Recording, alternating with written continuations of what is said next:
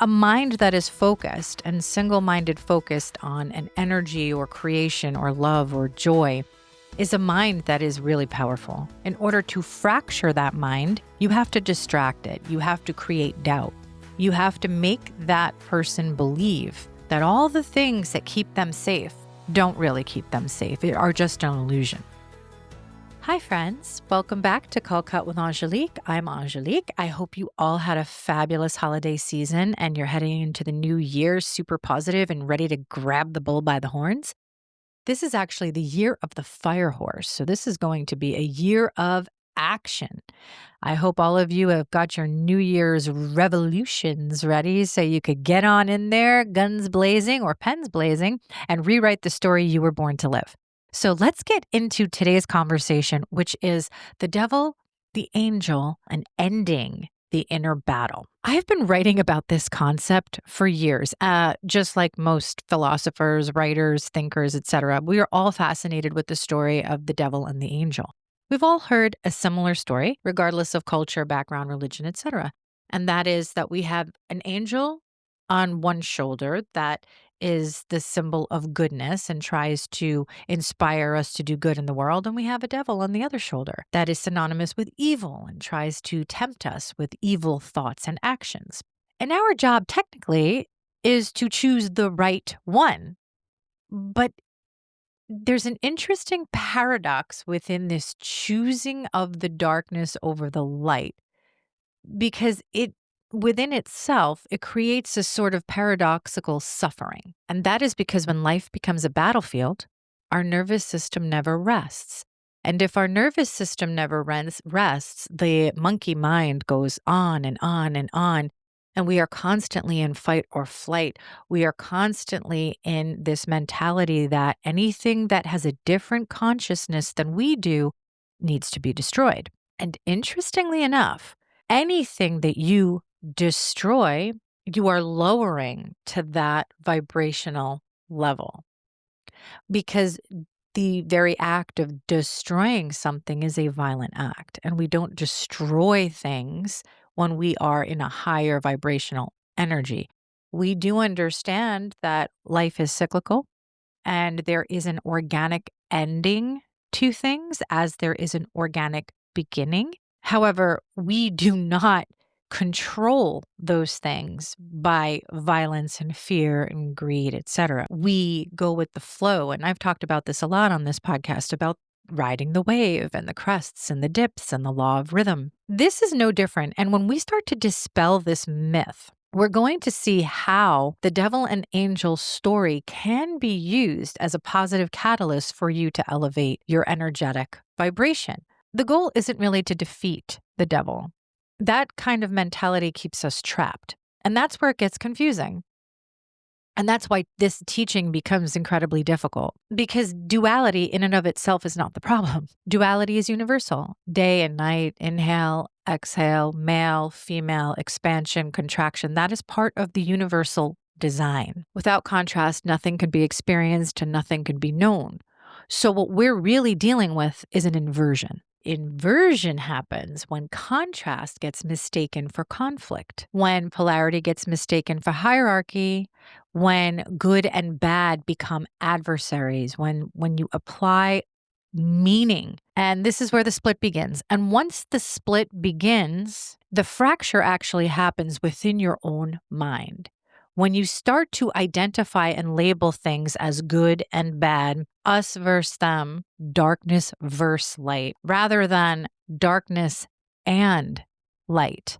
So here's what the systems have co-opted that we need to reframe in order for us to really understand what we're dealing with and how to deal with it. So it doesn't feel like a battle that we can never win. And the reason I say a battle we can never win is optically, when dark entities are succeeding in their negative agendas, we get really down and depressed and sad. And that is by design, because the more we lower our vibrational energy, the easier it is to control people. It's harder to control people who's living their best life. It's a lot easier to control people who are down in the doldrums, who feel there's no escape, who are looking for a way out. And it is inevitable that those who cause the chaos also show up just in the nick of time in their little white horses with a solution to the problem. Now, that solution to your problem is not always going to be in your best interest. But if your energy is low and you feel hopeless and you feel like, my God, I can't take one more minute of this fighting and this violence, and no matter what I do, I can't fill in the blank, then yeah, you are going to be open to something that may not be in your best interest. So let's look at how the devil can actually work with the angel. If we look at light and dark as partners in experience, then we would guess that the devil and the angel must also be the same, because the devil and the angel are really just labels or mythology in order to personify, if you will, darkness and light. And this way we could kind of understand polarity from a perspective of story. These two characters were not really meant to be taken literally. They were symbolic, where the angel would represent coherence and the devil would represent fragmentation. And the devil is the one that shows up in a lot of different ways. The devil is not always overt. As a matter of fact, this energy is mostly covert, showing up in your mind as negative thoughts, negative feedback loops, betrayals, manipulations, gaslighting, fear. All sorts of ways the devil kind of gets in that door to figure out how they're going to take you down. Distraction. Distraction is the biggest one. And quite honestly, the best game the devil plays is through distraction, because it's the easiest to get to people. A mind that is focused and single-minded focused on an energy or creation or love or joy is a mind that is really powerful. And in order to fracture, now remember what I said, the devil represents fragmentation. In order to fracture that mind, you have to distract it. You have to create doubt. You have to make that person believe that all the things that keep them safe don't really keep them safe. They are just an illusion. You have to break them down bit by bit. And that is what the inner monologue ultimately does. And that inner monologue, as we know, we've discussed this a million times. And when form follows thought, anything we think becomes our projected reality. So the more the devil has control of our narrative, the more we see the world through the lens of fragmentation. And that includes separation, violence, greed, etc., because all of those energies are fragmented, inverted energies that cause a lot of deep hurt, pain, and suffering upon the human race. When we learn to study the devil, not to defeat the devil, but to study this energy, the minute that thought comes up, oh, you're not good enough, you question it. I'm not good enough. Why am I not good enough? What story am I telling myself that makes me believe that I'm not good enough? What story am I telling myself and have been repeatedly telling myself that makes you, sir, think that you can say this to me and it will somehow have a reaction from me? And this is how you question the devil. The devil, it has to be questioned. This energy constantly has to be met with you staring it down. And you do that by refusing to run away from those negative feelings and those negative thoughts. And we've all done it. We've all done if I just numb the pain, if I distract myself, if I run away, then I don't have to face it. And if I don't have to face it, I don't have to be in pain. The interesting part of that is the pain isn't found in the confrontation of self. Because when you turn around and you stare that energy in the face, you are staring into a mirror. The shadow side of your personality, the fragmented side that's dealing with traumas and dramas, not only from this life, but from past lives that have been carried over, and collective trauma. Friends, we are all one, whether we choose to believe it or not. So we do carry collective trauma. When you're willing to face that devil, when you're willing to stare it down and to stare down your shadow and say, I'm here to understand you, suddenly it doesn't have so much power. Because anytime you understand something, it's power over you. Lessons. Think about it this way. The monster in the closet. The minute you open the closet door and you flip the light on and you know that there's nothing in there, the power of this monster that you think is in the closet lessens instantaneously. The same is true with the proverbial devil and the shadow. When you do the shadow work and you're going all in on yourself and you're really facing that side of yourself, and you face it in others as well, that's when you start to get your power back. Now, the idea of fighting this darkness only empowers it. Remember, energy cannot be created or destroyed. It can only be transformed. So the minute you fight anything, you give it your power. And it doesn't matter who it is or what it is. The minute you go in with any sort of emotional reaction, you are in the fight. You are giving your energy over to that thing and you are giving it life. So if you have this little voice chiming in your ear and telling you to do things that are not on the up and up, it is part of the human journey. Everyone has gotten caught in the devil's snare. The trick is, how do you see this? Do you see this voice as something that has a hold over you? Or do you see this as something that you want to approach with curiosity, that you can dig deeper and really try to unravel? Where is this coming from? What story have you told yourself that puts you in a situation where this particular voice has control over you? And that's what this journey is all about. Because once you figure out this guy, once you understand her or him, now you can integrate them. And now you can see the value of darkness. Darkness is the thing that leads you to the light. The light actually cuts through the dark. You need darkness because that's where all potentiality exists. You need to see life through contrast. That's how you come to find out that you're this whole with all different parts, but that's how you see it. You see it through contrast, and you won't see it if it's just one-sided. When people ultimately seek to destroy the devil, they are trying to destroy the unintegrated parts of themselves, the parts of themselves that they don't want to acknowledge. We all have parts of our personality that are less than stellar. Again, that's part of being human. We have all gotten into fights with people, said things that we didn't mean, said things that we regret, done things that we regret, hurt people. Sometimes consciously, oftentimes unconsciously. That is part of understanding yourself through contrast. I often get more frightened from people who seem too polished. They say the right things and they're infallible and they're never wrong. Those, in my opinion, are the most dangerous because they haven't done any shadow work. They're afraid of their shadow. They're running from it. So they've created a story of perfection, an illusory story where they elevate themselves in such a way that they seem superior to others and they're never wrong. This is not necessarily narcissism. This is fear-based, that people do not want to look at the dark side of their personality for fear of what they will find. And I'm here to tell you not to be afraid of what you will find, because what you will find ultimately will lead you down a path to heal the parts of you that are not integrated, that are fragmented. Because what the devil also represents is separation. It's a separation from that original source code that lives with all of us. The Sacred Heart, the unification. That duality sits within, but is fully integrated within.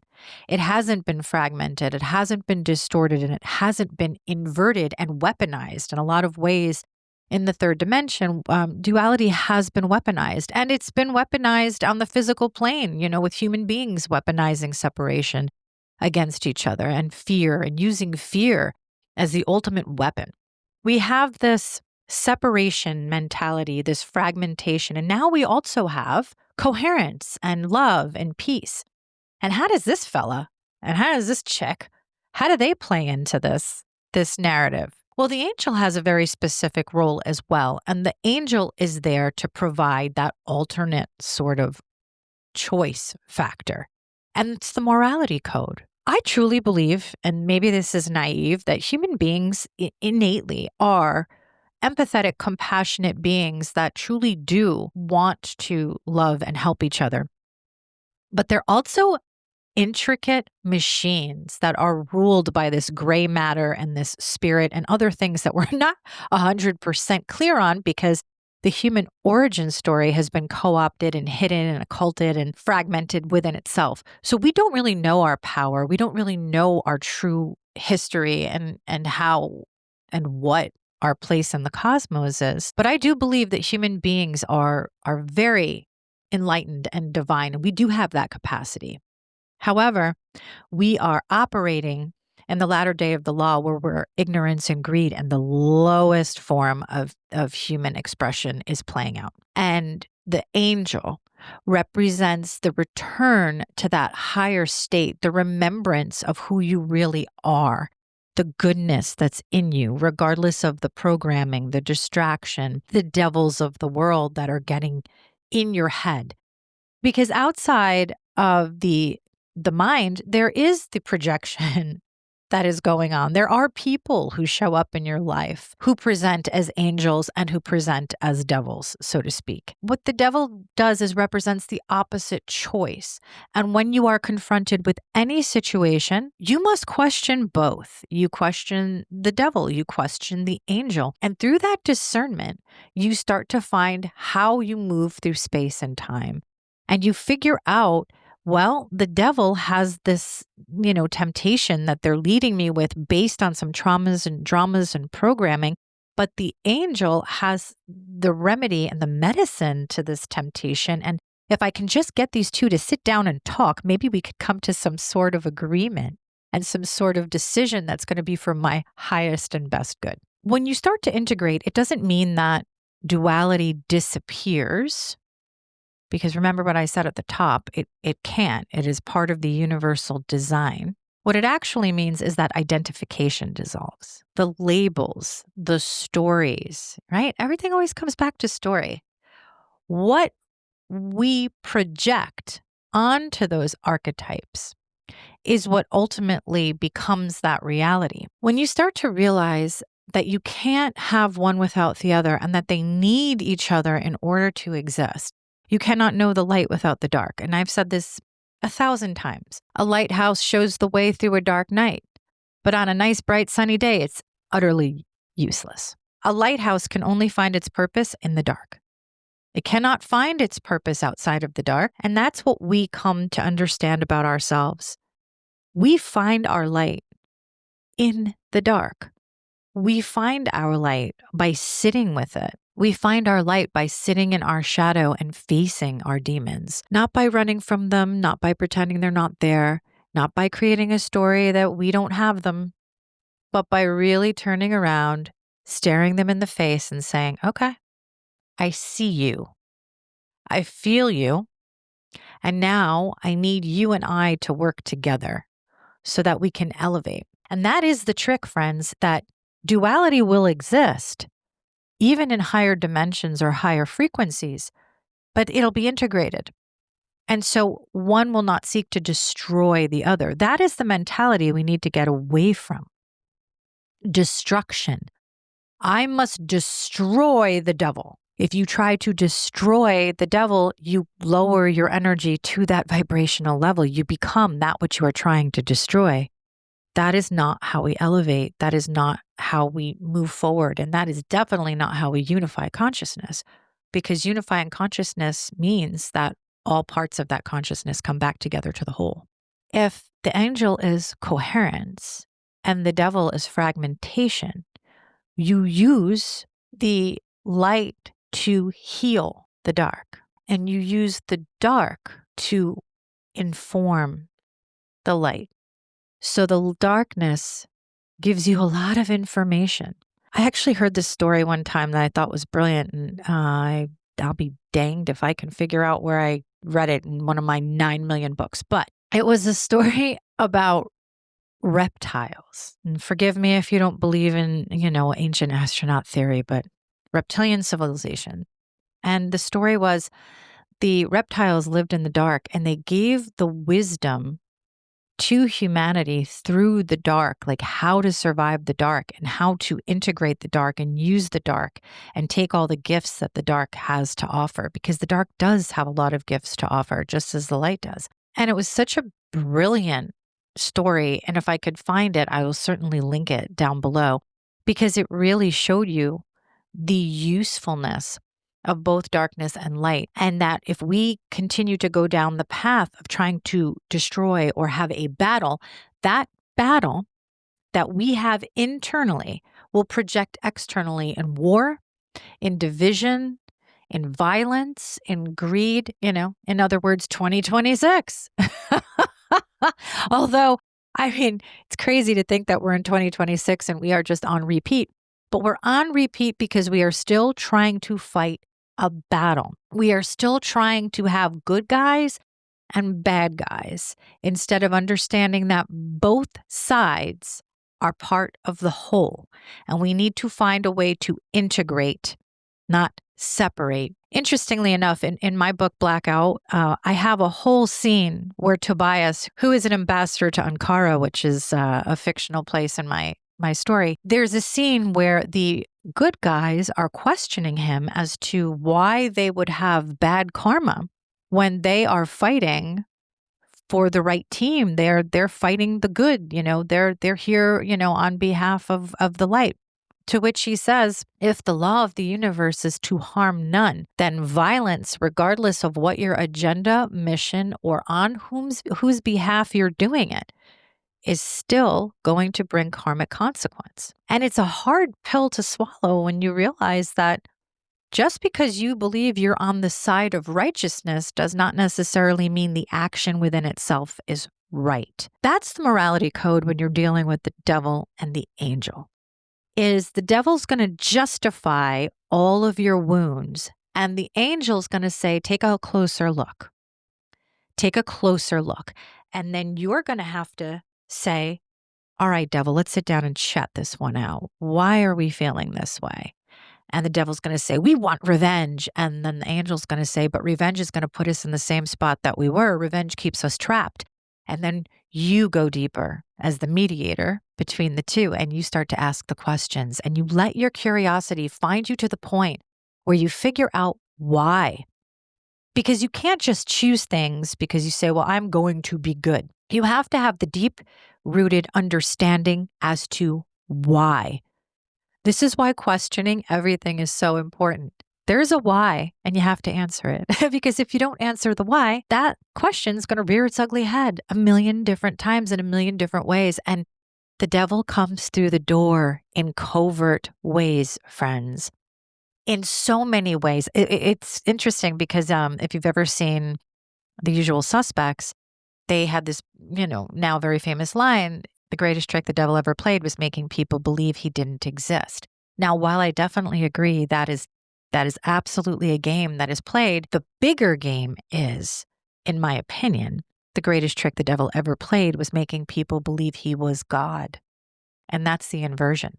So this is why it's so important to really question everything, because the devil doesn't come to you with bad, where you absolutely know it's bad. It comes in the guise of goodness. It comes under a disguise. It's cloaked. It's covert. So you need that discernment. You need the morality code.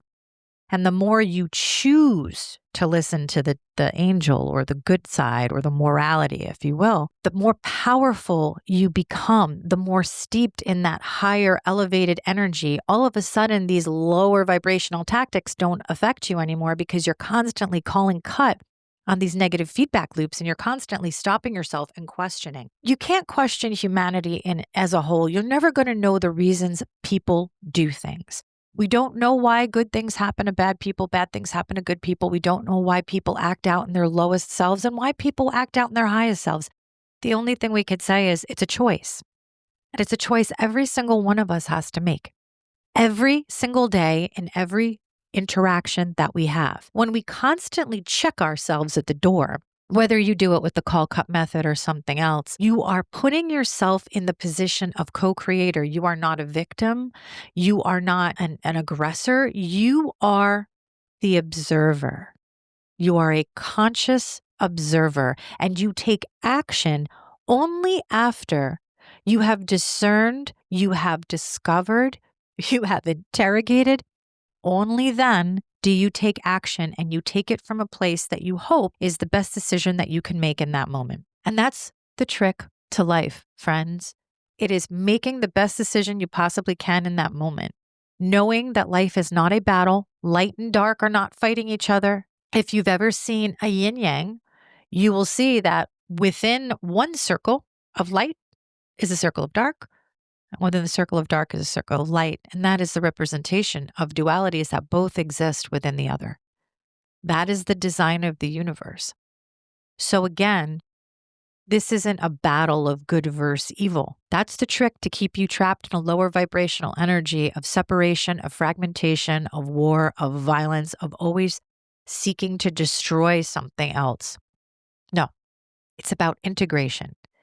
Integrating your shadow, your fears with your power so that you become the most powerful version of you can possibly be. And I want to say one more thing to this point. I might cry. God dang it, I cry on everything. A wound that you have, that you've carried with you for a long time, feeling like you don't belong, feeling as though you're an outcast, constantly feeling attacked, etc. Your core wound, something that really in your mind affects you or maybe keeps you down is in a lot of ways your superpower. And again, I want to stress that we are in an inverted, distorted reality. The truth is presented as the lie. The liars are saviors. Everything works in contrast and opposite, which is why you have to question. If you have a wound that makes you feel inferior, God damn it, that is your fucking superpower. That is the thing that is going to get you where you have to go. That thing that you think is going to take you down is actually going to be the thing that elevates you. Your job is to figure out how to integrate it, how to heal it, how to use it. You can't change the past. It's not going to go away. If you have a wound, that wound has to be healed. It has to be shaped. It has to be alchemized and used for your highest and best good. That is how you integrate the shadow. You take every horrible thing that ever happened to you and you find the silver lining.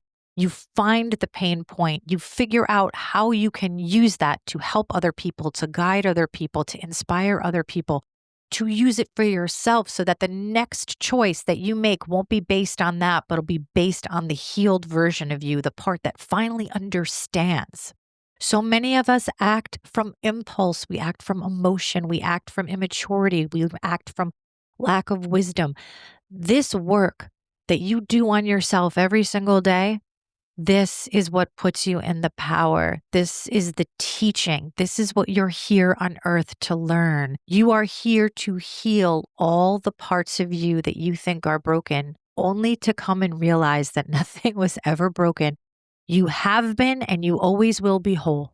And whole means you have both darkness and light. You have just learned how they work together.